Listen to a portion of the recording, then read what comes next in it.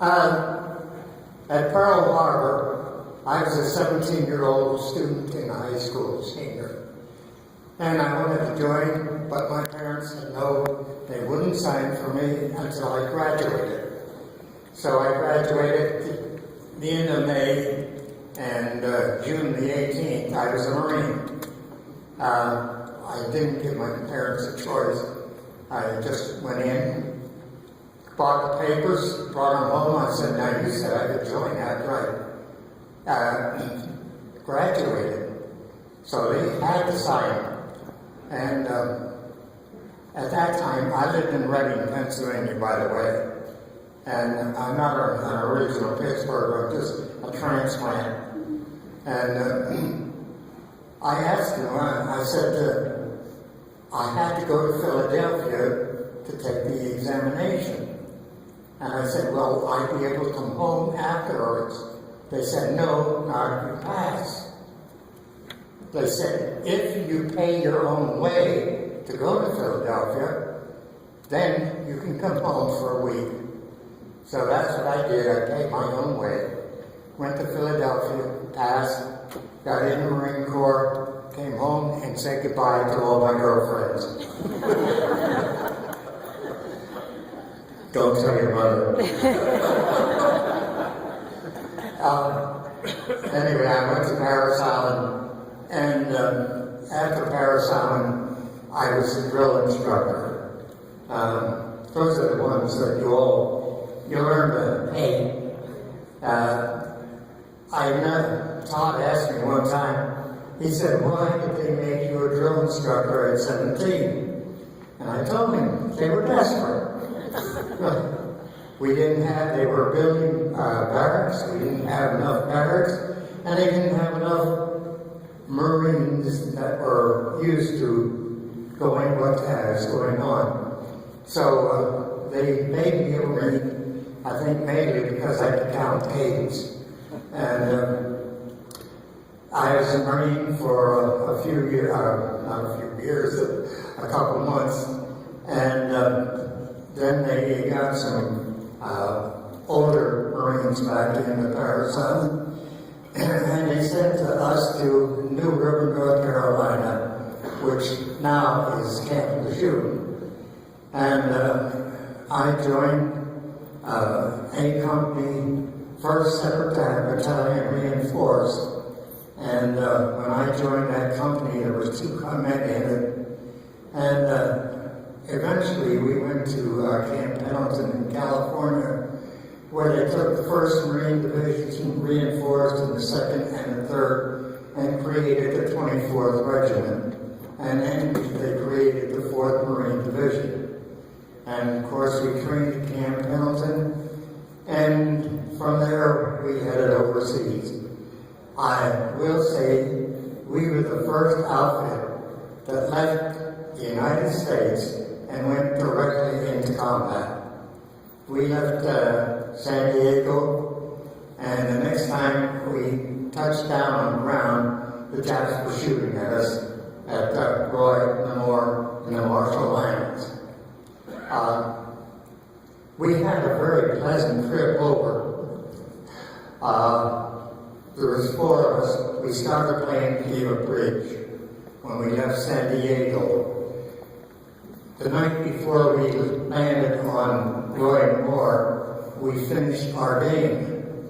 Now, we've often heard about there's a lot of water under the bridge, but we figured we had an awful lot of bridge over the water.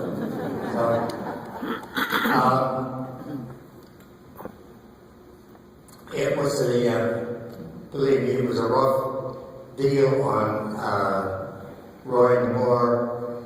I had a couple of experiences I wouldn't want to do them again.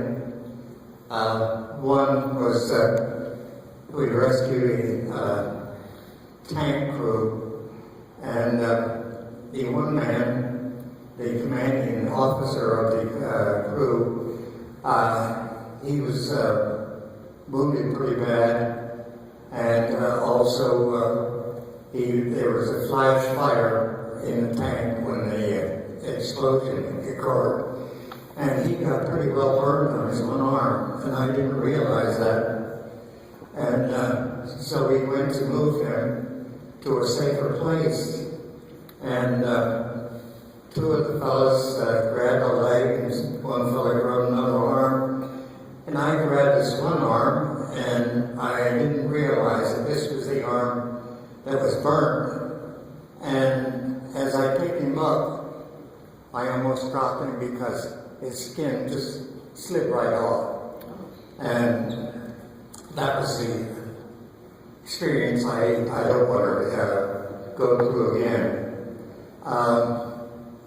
We did get him to a safe area for the night, but one thing we didn't realize at the time was that we were behind the Jap lines. By mistake, we ended up behind the Jap lines. And the next morning, we decided to move forward. The reason I say we, because in the confusion of the landing, there was about 4 of us that followed orders that said we were supposed to go 20 yards in and then stop and reorganize. Well, it so happens there was a tremendous explosion at the time of our landing, and debris is falling all over the place. So evidently, the ones in back of us, they just pulled out and went to the right. And the 4 of us were out there by ourselves. So the next morning I said, well, let's just keep going, we'll see what happens. And what happened was somebody started shooting at me. And I tried to return fire, and my rifle was jammed. So I thought, well, I've got to find a place where it's safe to get this rifle straightened out. And I noticed in the sand there was a trench dug out. So I thought, well, I'll go into this trench and I can be protected there. So I jumped in the trench, and then all of a sudden I realized there's 3 Jap soldiers there. And I thought, what am I going to do? I've got a bayonet on the end of my rifle, and that's it.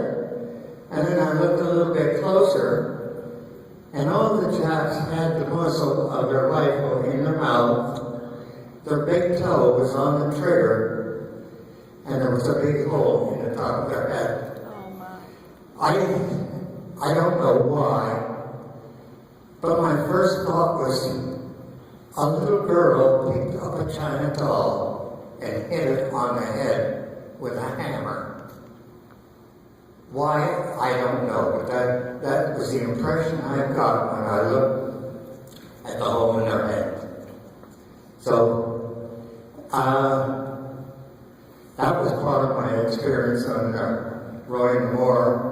Then, of course, we went back to Hawaii where we reorganized, and finally we headed for Saipan. On Saipan, I was wounded twice, and when I left Saipan, I had been on the front lines for 22 days, and actually the island was secure in 24 days. So 2 days later, it was secured. But anyway, I eventually got back to the United States. I was on a naval hospital, went to New Caledonia to San Diego. And in 1945, on July the 9th, I was discharged. And that was exactly 1 year and 2 days from the time I was wounded. And I was told, you never signed up for the draft, so you had to sign up. And I said, why?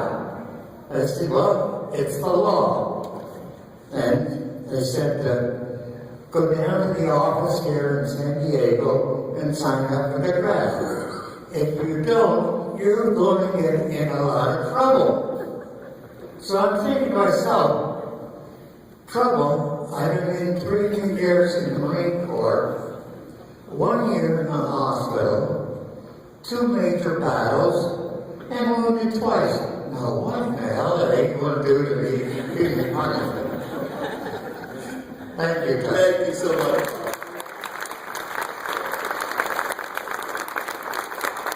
We have time for a couple more.